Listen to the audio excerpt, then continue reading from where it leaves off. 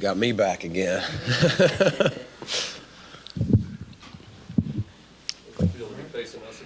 Yeah, you know, I thought I had a reprieve, but now I got to look at you guys. Jeez. I'll get through it, though. I'm going to battle through it.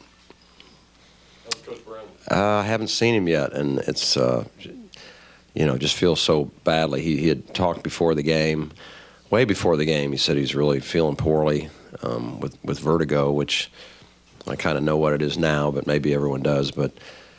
And it, you know, you feel dizzy, and then during the game in the first half, I was watching him pretty close, and you know, he was getting up and down. I kept telling him, just sit down, but he's a little stubborn once in a while, and then literally when we were coming back onto the court, he was walking on to the court through the tunnel and said, "Hey, I think I just got to sit down." And so, you know, actually I didn't know whether he would be able to come back or not, but I hope he's okay. I think it was probably a wise decision on his part, so I'll see him here in a bit. Were you concerned at all about a letdown after the emotional win against Cincinnati? Yes. Mm-hmm. Just sometimes you just talk about it and you hope everybody's listening. You know, Coach had talked about it a number of times, and including right before we went out again, but sometimes it doesn't stick and sometimes it does. But honestly, I don't know. I think we had a little bit of a letdown in some ways. What we did is we came out and made a lot of shots to open the game, and that always makes it look like you're really ready to play and you're playing well. And when the ball's going in, everything just feels good. But we honestly at halftime did not feel like we had guarded all that well. We thought we'd gotten lucky. We thought they got the ball to the paint far too many times, and we just had missed some shots that they normally will hit, and it kind of proved to be true. We didn't play very well on the defensive end the whole night. And I'm not trying to be a downer, but I'm just trying to be honest. You know, when someone comes on your floor and shoots 54% second half, you know, you're going to have it tough. Luckily, we had a good offensive game for the most part, and were able to score points, but we fouled too much. They went to the line more than we did, and we allowed them to get a lot of easy shots, even didn't get picked up sometimes in transition. Just simple stuff. So I don't know that we were really as sharp as we would have hoped, or that we're going to need to be when we go on the road this week for sure. Tim, you did take control of the 15-0 run early on, but the end of that run was 3 threes in a matter of a minute, including the one that started as an alley-oop became a three-pointer. When that happens, you kind of know that things are going to go. Yeah, we practice the alley-oop three-pointer. We want to make it look like it's a pass, but it's actually a shot. Then they don't guard it as well. That's what. No, I don't know if we were talking. I don't know if I've ever seen that. I'm sure I have, but I don't remember. But you know, you're right. When the ball's going in, things like that happen, and we were fortunate. But and there were a lot of good things, and some guys played very well. But it's just kind of sticking in my mind that the feeling I had in the second half is we're not on top of the defensive end and we're fouling way too much.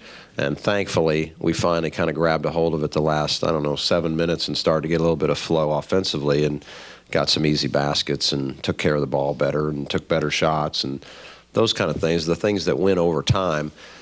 Just, you know, shooting does not win over time. Shooting's going to come and go, but the other things, you got to count on them. It's kind of what we built our program on, and maybe not as sharp, but not bad, not a poor night in any way, and every win's a good win. Can you talk a little bit about the rebounding ability of this team, and kind of what that means about their work ethic? You get 10 from Jerry, Yes, and need to say that, you know, Jerry, anybody that gets 10 rebounds, I don't care who you are, it's a good night, and he's a 6'5" freshman that played 22 minutes, and he gets 10 boards. Terrific, and it was a big part. You know, I thought of our game, the fact that he chased down 4 extra offensive rebounds. Those kind of things are invaluable. But this team has been outstanding, rebounding the ball all year, and I think it speaks. You know, you can say some of it's athletic ability, some of it is, but everybody you play for the most part these days is very athletic. So to me, rebounding is really just kind of tells about your heart and your competitiveness and your toughness, and this team has a lot of it. A lot of guys that'll go get rebounds. Obviously, Jordan has been sensational all year rebounding the ball, but as a group, we have thrown some numbers up that are just really outstanding, and I acquainted for that. It's want to, and our guys want to, and it's one of the biggest statistics in basketball. Tim, what does it say about this team, be halfway through the season, with all that you've been through, had to go through the emotions of the probation, shorthanded, and be undefeated at this point? It's a little bit surreal in a lot of ways, because we have all, the players most of all, but we've all been through so much, and you could call it adversity or incredible distractions or excuses that we could make. We've somehow just each and every night to be, what is this, January 10th? Is that where we are? January 10th, and still the streak goes, and we're not talking about it.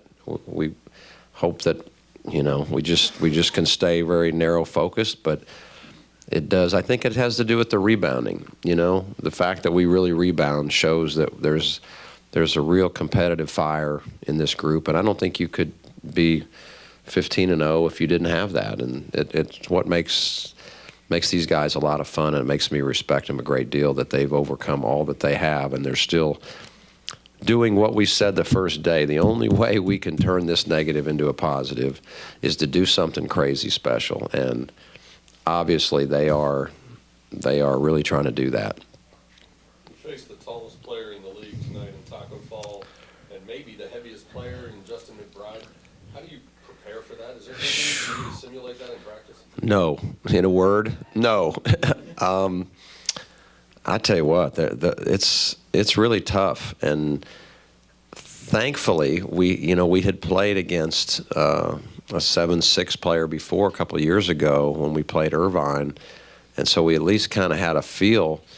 But they do some really well thought out things with him. They play an extended zone defense, and they put him at the basket. And basically, when you watch film, he eliminates 8 to 10 feet worth of shots. I mean, think about that. If you could just wipe off 8 feet every single time somebody comes down, it's pretty good. And so he's a big problem. And McBride is just really a very talented offensive player. I mean, his hands and his feel, and he's so darn big that even if you have position, sometimes he can whip you. And honestly, in the second half, early on, obviously they were just decided they're going to go to him. And, I know my mind was spinning thinking, hey, we've got to find a way to counterbalance this a little bit. We tried to trap a little bit. It wasn't all that great. We definitely wanted to try to front, and we did better at that. But hard to. I mean, it's those two guys now. That's a real problem, and it's it's going to stick around for a while. We got to play them again. Dan Moore finished with 23 points, a career high. Can you speak about his maturation as a player this year? Yes, Ben is a guy that it's always great to see him have a great statistical night, because then everybody recognizes his talent. But from a coach's standpoint, even when a guy doesn't have a great statistical night, you look at guys, what they do when all the little things that help you win. And he helps you win each and every night, even when he's not scoring a lot or maybe not a lot of rebounds. He's a guy that's hard to take out of the game, honestly. He's really aware. He does so many darn things well. He can guard multiple positions. He understands what's going on. He's great defensively, position-wise. He's an outstanding player, and it's just great to see him do those kinds of things offensively. Hope we have more nights like that from him. Tim, this may be a tough question to answer, but is there any medical assistance, or is it resting? I don't know. I'm the wrong guy to ask that, because I couldn't even really explain to you what vertigo is. But I don't think so. I think it's something that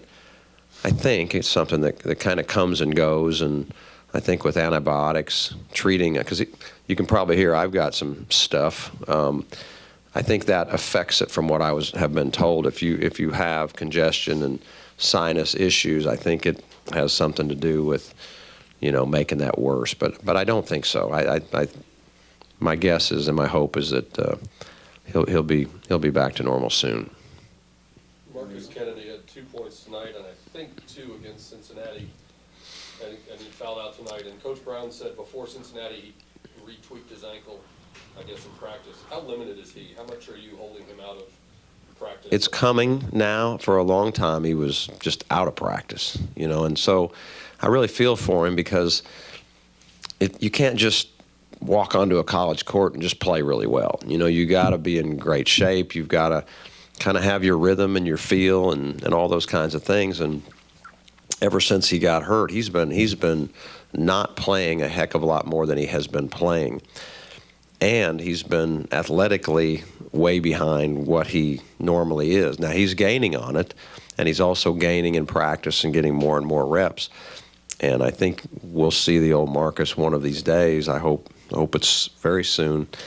But I know for him, think about it, his senior year, how frustrating it is to be playing minimal practice reps and then trying to get in the game and perform at the high level that he's used to. So he is practicing a little bit more. I think it's getting better, but it's not all the way, and nor is his, he's not right back to that same form and feel that he normally has.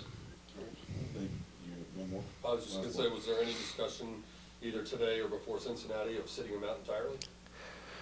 No, no. Hadn't even thought about that, I don't think, because, our numbers, obviously if he was really hurt and our doctors and trainers felt like he shouldn't play, we would always hold him out. But that's not the case. It's a sprain, and a lot of guys are playing across the country with, as they heal up and not full speed. I tell you, by February, nobody's full speed, hardly in college basketball. Everybody's dinged up somewhat. But, he is on the way up. He's on the mend, and hopefully he'll get all his bounce back really quickly.